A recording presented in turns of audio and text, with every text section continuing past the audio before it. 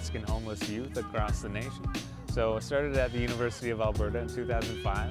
The business school decided that business students were given a bad rap as far as their contributions to the community and their overall mentality towards raising funds.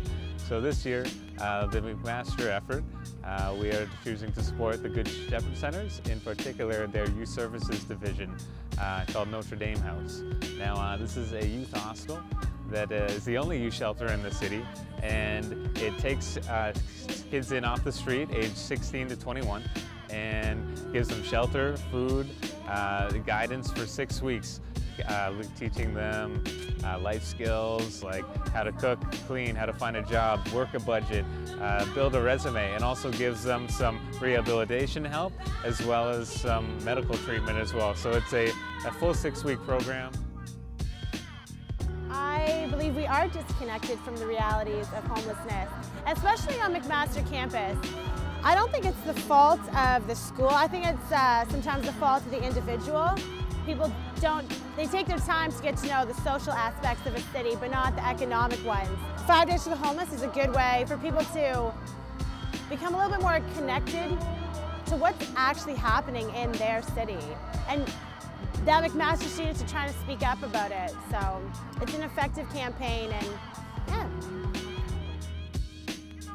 This is an important issue for students at any university to be aware of, because the focus of the campaign looking at homeless youth, the key is that they are born into these situations. They are born into families of poverty or alcohol or drug abuse, or just broken homes that they didn't choose to be born into that situation. So it's important for students to understand the gravity of and how harsh everyday life can be for hundreds of kids in this city. And the more that they know, the more that they can help out, and hopefully are inspired to help out in the future. I think we are disconnected from the realities of homelessness because we don't live it ourselves. I think we have to live in other people's shoes to really understand anybody else's problems. And unless we're close to somebody that is homeless, or we have been homeless in the past, we don't really understand, and we kind of brush off the homeless as having a problem, or it's their fault that they're homeless, and we don't look at that maybe they have a mental disorder, or maybe there's some reason why they can't work and they can't support themselves. And we kind of just brush them off as being lazy.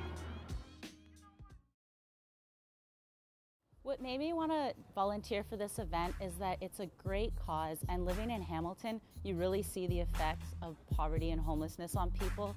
So what we're doing is we're raising money for youth 16 to 21, and being a volunteer and being a sleeper, people relate to you more, especially since we're so fortunate. It's easy to forget about all the people on the street. It's hard to think that someone my age right now, what they're worried about is where they're going to sleep and what they're going to eat, and all I'm thinking about is exams. So I thought this would be a great opportunity to make a difference and help out in our community. Getting through the night is really tough. Last night it was negative 11 degrees out, so it was really cold. Shivering at the start of the night, getting used to the cold weather. Just being through this experience, I feel like I can relate to the homeless more.